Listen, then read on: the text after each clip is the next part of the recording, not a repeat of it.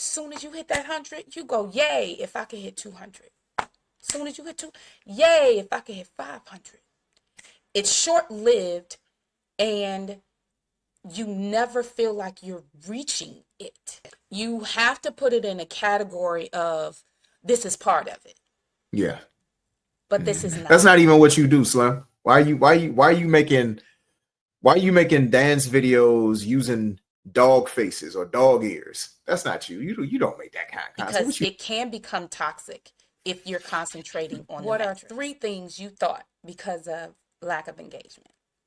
Why am I doing this? Why aren't more people watching? Can I do it something different to get more people to watch? Yeah. And in asking myself those 3 questions, I could say, in a content-driven world which rewards visibility over value, how do you maintain your heart for podcasting when the data doesn't match your effort and obsessively checking the numbers is stifling your creative purpose? Just like the Matrix, maybe what you see isn't the full story. Value over vanity. That's powerful right there. That's very, very powerful. This episode right here, we're going to help y'all unplug from the illusion of metrics and reconnect with the deeper mission behind your content, because it's so easy to be too plugged in, too charged up by the wrong things. And so we're here to help you just redefine what you're doing this for, finding your why when it comes to this whole podcasting thing. I want you to define what we're meaning by the metrics in content creating.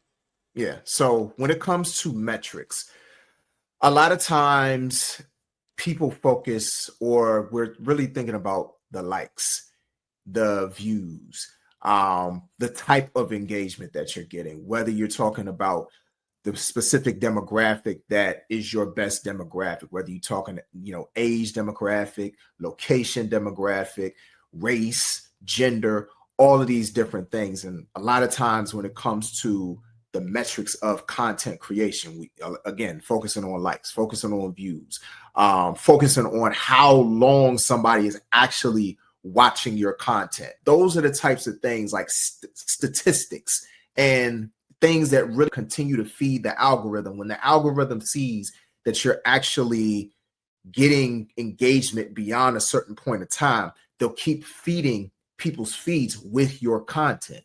But if you're not able to do that, then your content won't get in people's feeds a lot of times. And not being able to kind of sort of meet the metrics is really holding a lot of content creators back in a lot of ways. And that's really the whole purpose of us doing this episode, is really just getting beyond the metrics a lot of times. Marion, yes, sir. Can you explain that part right there?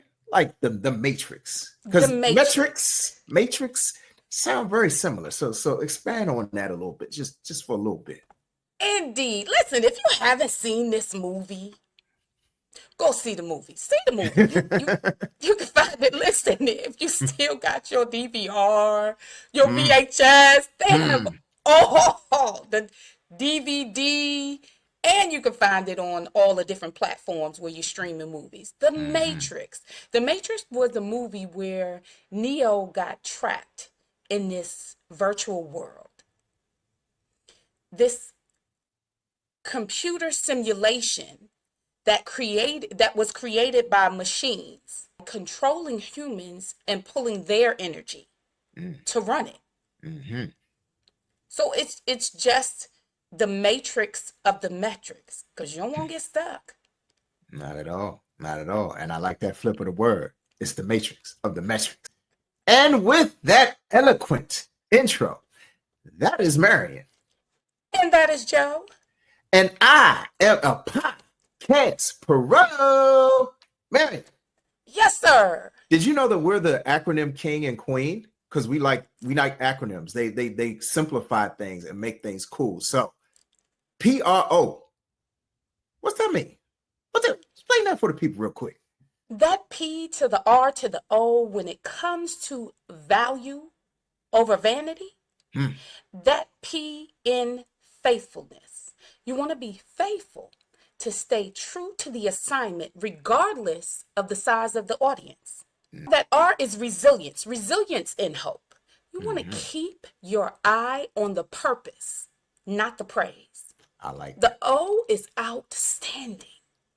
You want to be outstanding in your wholeheartedness, giving your best, not your leftovers, Mm. because you're more concerned about who's there.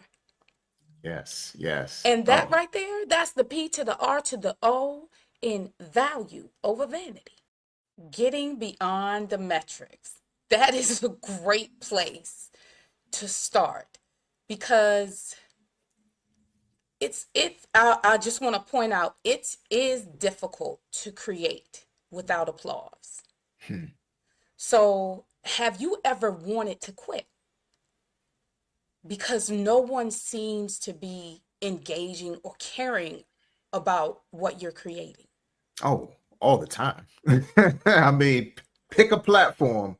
I've felt that way.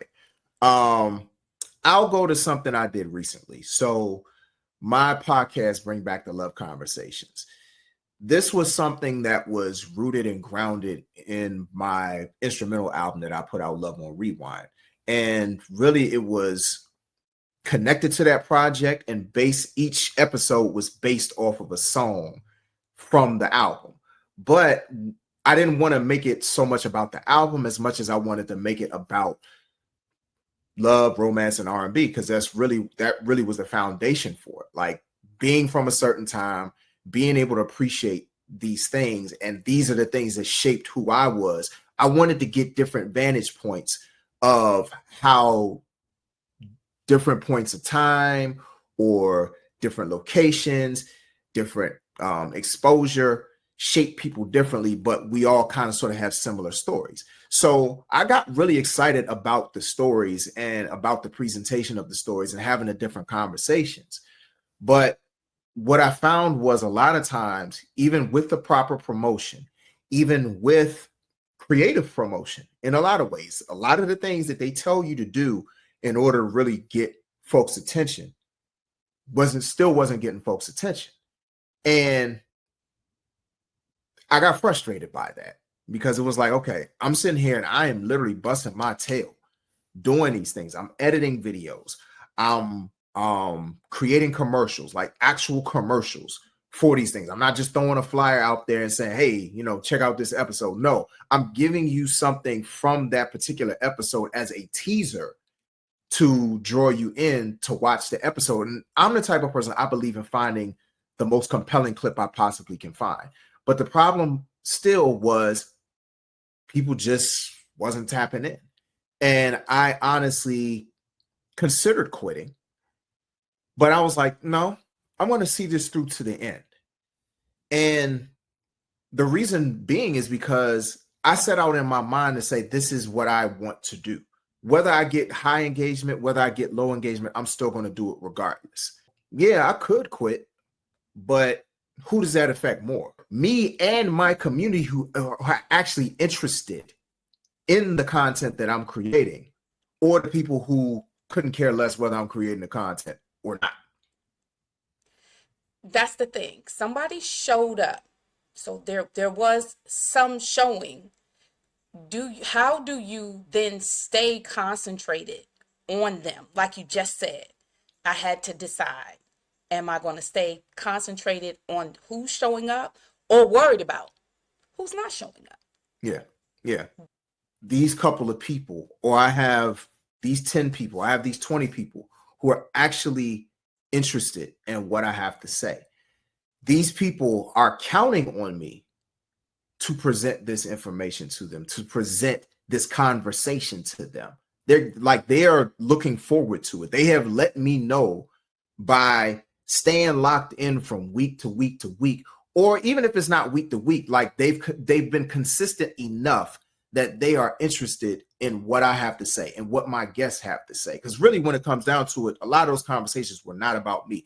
They were about the people that came on. Mm-hmm. So it's not just the information, but also saying, what if Me being committed to this makes a connection between the person that comes on this show and somebody who's watching the show that needed to happen for whatever purpose that it needed to happen. But what if I take myself out of the equation? How does that help make that connection happen? Mm-hmm. Because I decided, oh well, nobody's watching, so I'm not gonna, I'm just gonna quit. Like, no, it's something that I feel like we have constantly said when it comes down to it's not about us. This is bigger than us. And that's what keeps me locked in. That's what makes me say, okay, I have these dedicated viewers who are taking time out of their day or night to actually watch this. So let me not cheat them out of the experience. And let me not cheat myself out of the experience of giving them what they need or giving them what they want. Let me take my ego out of it and say, you know what? You need to see this, or you need to hear this, or you want to relate to this somehow, or you want to reminisce, or you want to contribute your story to the equation, or you want to be a guest, because that's another thing. People will watch, and then next thing you know, it's like, well, hey, I want to be a guest on the show. Like, oh, okay, all right, come on. But Yes. that wouldn't have happened if I didn't recognize that just speaking to one person is more than enough. Just speaking to one person is more than enough. Profound. Yeah, I appreciate It it. it only takes one person to tell another person who may be your the right person or your person to help spread your message. Mm-hmm. You never know who anyone is That's right. That's or right. their reach or the audience they have access to. Yeah. It Oh, could that's take cool. one person sharing it or mentioning you in a critical situation, something that you said, oh, I just saw so and so, and they said this. That's going to cause people to want to start watching you. So you want to be Mm-hmm. mindful of what you're doing Yeah. because you never know. Yeah. It's a ripple effect when it comes Yes, down to it. Yeah. yes, Yeah. definitely. And I'm glad that you said a couple of keywords. You said message and reach. Like when you think about reach, you have to have a certain level of presence within yourself in order for that reach to even happen to Yeah. with one person. So I'm going to ask you a question. Um, have you ever stopped believing your message matters because the response might have been quote unquote small? That has happened. I have um stopped believing in my message and I started to question, am I doing it right? There were a lot of questions in those moments of doubt. Yeah. Doubt that your message, it's like, okay, so I'm saying it, but maybe I'm not saying it in a way that people are understanding it to be able to receive it. Mm, mm, The numbers did that initial just doing an episode. Let me tell you something about doing an episode live and you're the only one there. hmm, hmm. That's when I found that creeping into my mind. Well, maybe what I'm saying is irrelevant. Yeah. It's not valuable. Yeah. But then a week later I see, wait, I got a few views. Hmm. And then a month later, hold on, Yeah. I got more views. Yeah. That's the thing about creating content. You can't really look at today's number and say that's it. Yeah. Yeah. It's evergreen. It's ever growing. Hmm. But you want to make sure you're not posting out of obligation. You're Mm, posting out of the inspiration of mm. bringing someone else along. Yes. So like you said, there may not be a large crowd, but there's that one. Yeah. Okay, well, focus on that one. They always say when you start doing doing this type of presentation or presenting what it is your niche is, then you want to pick a person that you're speaking to. The Yep. reason why you pick that person to focus on, not the person in the crowd, just every time you're creating, who are you creating this for? You Right. kind of create your own avatar per se. And Mm. so, in creating your avatar, if you're speaking to this one person and you're trying to help this one person, it kind of helps you narrow in your message to be speaking to this person. Okay, I want to help the person with this today. Yeah. It'll Hmm. help you horn in your message and make sure it's your message that you're teaching, Yeah. and not for and give you your why for that person. I want to help this person Mm. achieve this and this content. Whether that content is 30 seconds, 30 minutes, an hour and 30 minutes. Yeah. This is the goal. This is what I want to help them do.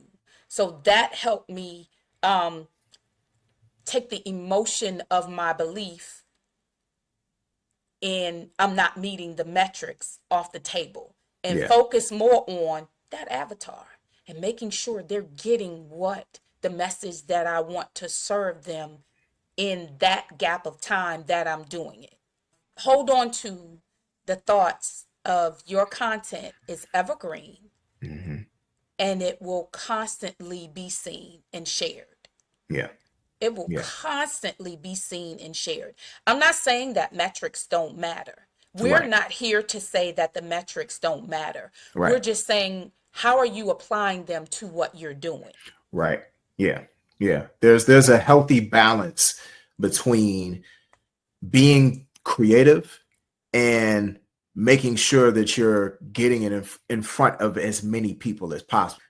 You want to make sure that you are creating the best content you possibly can for your community, but you also want to make sure that you're not limiting yourself to just that one person. Because Mm-hmm. yes, I love what you said in terms of your why um for that person, because it's like tailoring what you do for that specific person. It's kind of like being in church and the pastor preaching real good, and you swear the pastor just reached down in the depths of your spirit and spoke and created his entire or her entire sermon just for you. When yes, God may have put it on your heart as a pastor or a preacher to say, okay, they might not even, God might not even give you the name, but it's just like, okay, make a sermon with this in mind, this type of person in mind, this type of person in mind. And that person you speaking to swears up and down, like, oh my goodness, it's like the pastor just knew what I was going through this week. You know, it's no different than podcasting. And you don't necessarily always have to know what a person is going through. But if you are in tune with your audience and you're in tune with your community, what you do is going to resonate with them regardless, because you already know what they want, who they are, what they look like, the types of joys and struggles, and all of the different things that they endure. And you could tailor your content around those people and magnify the amount of people who might not even necessarily, because they're not all just alike, but you can frame your content around that specific community. That's how you find your tribe. Yeah. Yeah. Yeah. Yeah.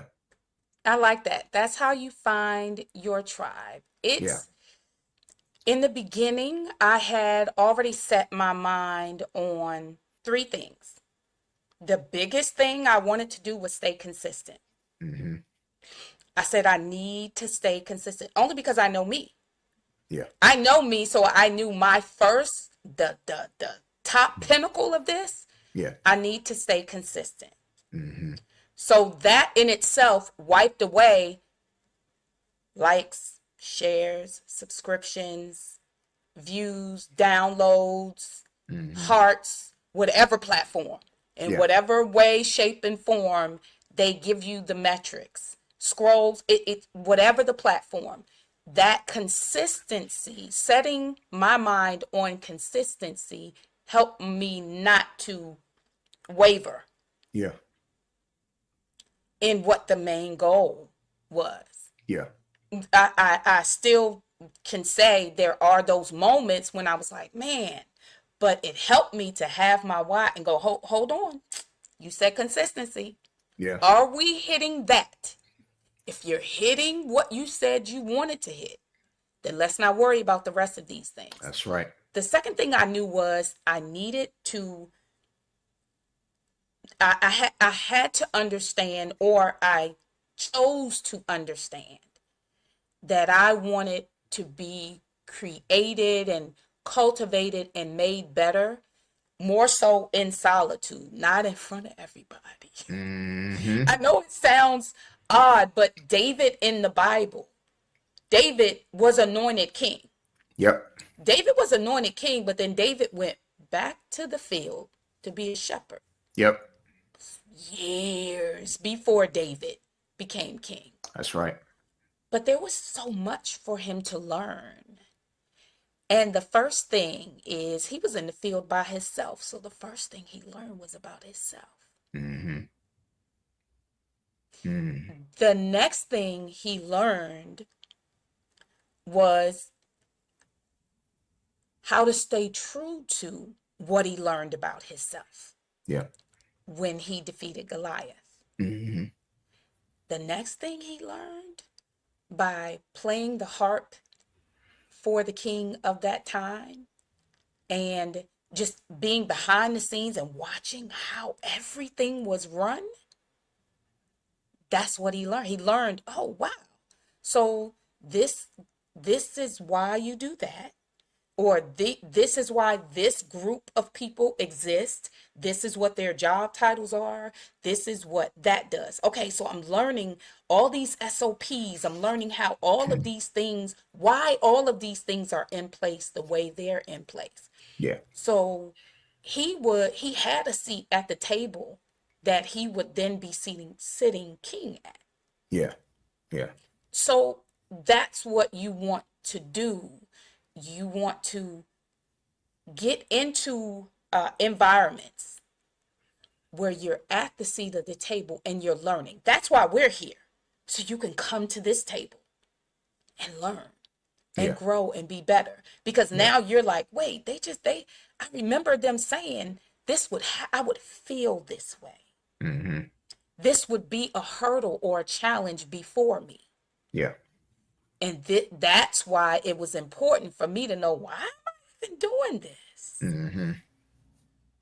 Who am I doing this for, and how am I serving them in this moment? So if you focus on that one, don't worry, everybody else who connects with that one that you have in your mind, they'll come because they're like, oh, I'm like that person. That they're speaking to me. Just like Yep. Joe just gave the illustration of the pastor and you're sitting there. You would be amazed at how many people in the congregation are like, wait, Yeah. Yeah. was he at my house? Was All he right. at my job? Was he on the phone? Was he just in the car while I was in the parking lot crying in my Right. car? Right. Does he got paparazzi with him tracking my every move? Right. Speaking directly into my situation. So Mhm. I love that you said the word tribe. Let Yeah. your tribe find you, but they can't find you if you're not out there. That's right. That's right. And I think that's a great segue into the last question. You saying your tribe can't find you if you're not out there. So, have you ever thought, why give my best if no one's watching? Ooh, I've thought that, and let me tell you why I turned around from it. And I have to tell my story to even answer this, to have the answer I'm going to give understood. Mhm. I didn't do social media. Social media came out Hmm. in my kids. I was like, oh, we're not doing that. Because it was like everybody was on social media. Oh, I'm here. Oh, I'm there. We're on vacation. We're, just flossing. We're Yeah. doing this and we're eating here and this is my food and this. No disrespect to anyone, and that's your thing. That's your thing. There are some content creators, that's what they do. And their Yes. numbers are really, really high because people are interested in that. Yeah. That I just couldn't see my kids. I just wanted to give them an opportunity, like I had an opportunity to grow up in private. And the Mm-hmm. only people that know what's going on and what's going on around me and what I've done is the people in my immediate sphere. Yeah. That's it. Mm-hmm. So I didn't really have, I didn't see a place for social media in any format in my life or in my children's life, which is funny because my daughter then years later uh, told me, yeah, me and Manuel made a video. We put that video out. What? Mm-hmm. Dancing. So even in that, I'm like, but I did my best to make Yeah. sure it didn't come in. Yeah. So in my transformation of being a creator and accepting this is where we are, the stage doesn't always have to be a building, inside of a building. Mm-hmm. It could actually be inside of the device that's Yeah. right in front of me. Yeah. Um, in finding, in accepting that, in choosing to go ahead, okay, I'm going to jump off. For me, that was jumping off a ledge to even becoming involved in social media. I had to do my best. Yeah. My best in that moment. I want to explain what I feel like my best is. My best is in this moment with what I have and with everything that I have going on in my life.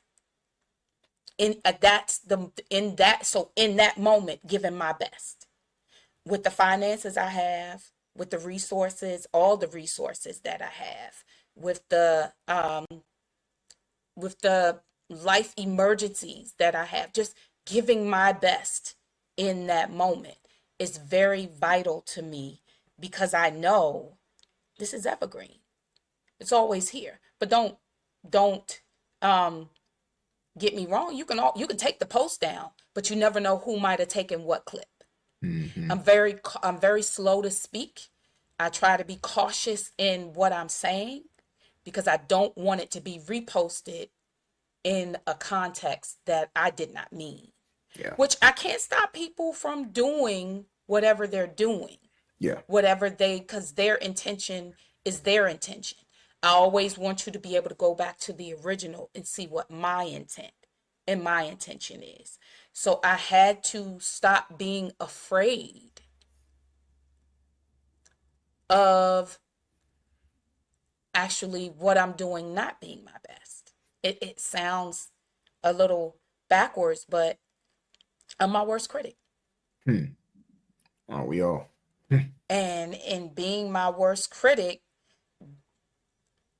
the the metrics, they don't really help that. Right. Yeah. Yeah.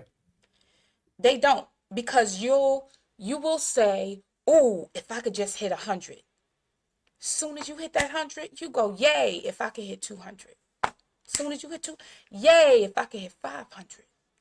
It's short-lived, and you never feel like you're reaching it.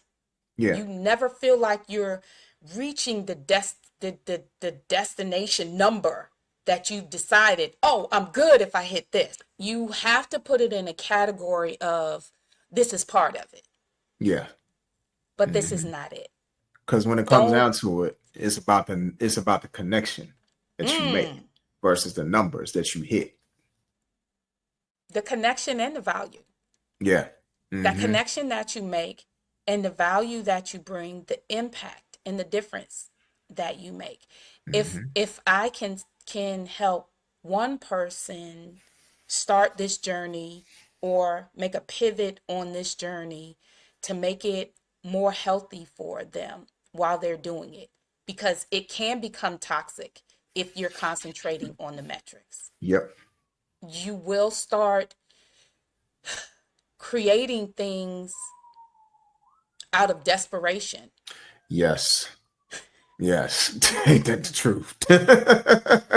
Like that's not even what you do, Slim. Why are you making dance videos using dog faces or dog ears? That's not you. You don't make that kind of content. What you doing? And you know it's not the person. You Right. know it's not. It's that authenticity. Mm-hmm. If you're authentic, you'll get your authentic community where you can be Yes. yourself and they can be themselves. That's If right. you change and alter who you are, it's difficult to keep that up. Mm-hmm. It's very hard to keep up, as someone I know calls it, a lie identity, I like that. not Identity. your authentic self. Yeah. And just trying to say, well, so and so did it this way and they're getting a lot, Mm-hmm. so I'm going to do that. And it's not that we're not saying don't look at other content and see what calls to you. Yeah. See what calls to you. Don't force yourself into that, Mm-hmm. into something that you, number one, don't have an appreciation for, and it just doesn't speak to you, because Yeah. there are other people like you that need to hear from you. You can Yes. get, I've seen people, or I've seen instances where people felt like, listen, I sold my soul to the devil Hmm. because now I'm doing all this stuff. And guess what was the thing that changed how they saw it? Having a kid. I don't want this to be the representation of me for my child, or make it difficult for my child to go to school because I've done these things. Mm-hmm. And not Mm-hmm. that listen, ain't nobody perfect. No one. No one is perfect. Everybody has done something, but you, at some point, you have to choose to be better, to be your best, to do your best, to give your best in that moment, whatever that moment is. And you don't have to be embarrassed. Yeah. Yeah. Agreed. Wholeheartedly agree. So Yeah. how about you? No, I have never thought that why give my best if no one's watching? Because things I've been through in my life, I've gone through ridicule. I've gone through being ignored. I've gone through being overlooked or passed over for somebody else or celebrated mildly until somebody else better comes along or more interesting or flashier, whatever it might be.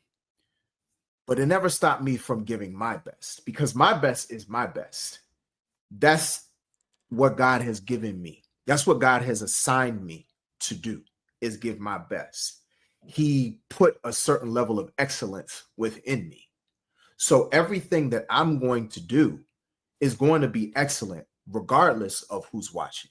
Because what I would never want to happen is when somebody finally pays attention and I didn't give my best.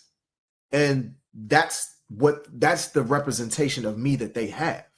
It's like, well, I thought about investing a little bit more of my time and energy in the Joe or throwback or whatever you want to call me at that point. Like, I thought about giving him more, but that's what he rolled out. You're like, nah, I'm good. Never want that to happen, because the effort that I give is my legacy. Hmm. That's my reputation on the line. And I'm big on my reputation being protected.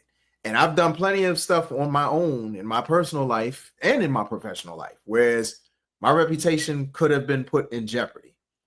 So learning those lessons and moving forward and being older and having more life experience, what I will not do is not give my best effort, regardless if it's one person watching, 1,000 people watching, or nobody watching. Because at the end of the day, yes, what I create is for a community, but it's for me first. Yeah. In terms of people, it's for God first. But then in terms of people here on earth, it's for me first. Because this is something that's going to give me life. This is something that's going to give me value. And if it adds no value to me, then it's not going to add any value to anybody else. If it's not made with the best intentions or the best quality or the most amount of purpose that it can possibly be made with, nobody is going to receive it. So, no, I can honestly say that I have never thought that. I've thought a lot of different things because of lack of engagement or lack of people watching, but that's not one of them. Okay, so what are three things you thought because of lack of engagement? Why am I doing this? Why aren't more people watching? Can I do it something different to get more people to watch? Yeah. And in asking myself those three questions, I could say, why am I doing this? Again, it's an assignment that I was given by God. It's something that's going to add value to me in my life first. And it's going to add value to other people's life because I've already invested enough energy into myself to make sure that what I give them is my best. Why aren't more people watching? That's that is hard to answer because people watch what they want to watch. People tune into what they want to tune in. I have no control over that. And knowing that I have no control over that, I find peace within that. And I just go back to, okay, but who is watching? Yeah. And focus on them. And then can I do something different? Make shorter content, get to the point sooner, or provide a hook at the beginning that's really going to reel people in. And really just kind of sort of speak as much as I possibly can to those who are kind of sort of on the fence. They want to watch, but it's like, okay, maybe my content is too long, or maybe it's not engaging enough, or maybe it's just my body language. It could be something that simple. Whatever it is, if it's something that does not change the heart and soul of what I do, I have no problem making those adjustments. But it's only at the point where it changes the heart and soul of my podcast or my content creation or my art that it's like, yeah, no, I'm not doing that. It's that I would do anything for love, but I won't do that. That part right there. So essentially what we're trying to tell you guys is do not fall into the metrics matrix. Because in the matrix, Neo had to see past the illusion and step into his real power. As creators, we got to unplug from the vanity matrix and create like your work really matters because it does. Somebody's waiting for you. Yeah. Stay faithful, stay hopeful, stay wholehearted. The real impact is not in the stats, it's in the soul. Wait a minute, as Joe said, the heart and soul of your message. Joe, tell the people how they can reach us. Absolutely, positively. So, you want to reach us? You want to connect with us? You want to get more of these vibes, these podcast improvement where we cultivate the person behind the mic? You got to tap in with us on Instagram. We are at I Am a Podcast Pro. We also have a Facebook group, I Am a Podcast Pro with Marion and Joe. Join the group where we share more content. Also, if you are here, thank you, first and foremost. But second, if you're here and you have not subscribed to our YouTube channel, Slim, what is you doing? Do it now. Right now. Not now, right now. Subscribe. Hit that bell notification. So whenever we post shorts, whenever we go live, post any bit of content, you'll be among the first to know.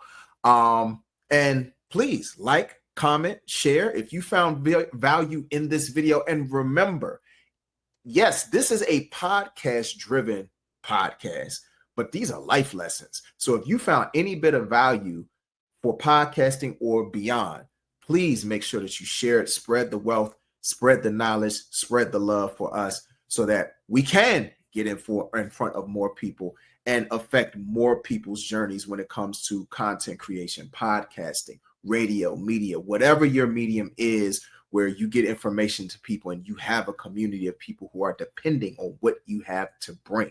So please make sure that you do that. Also, if you have any ideas for future shows, you have any questions, or you just want to kind of reach out to us directly and maybe get a little bit more tailored direction with your podcast, please email us at iamapodcastpro@gmail.com. And don't forget to go in those comments and leave us a link to your podcast channel. You know what? You got this. See you next time.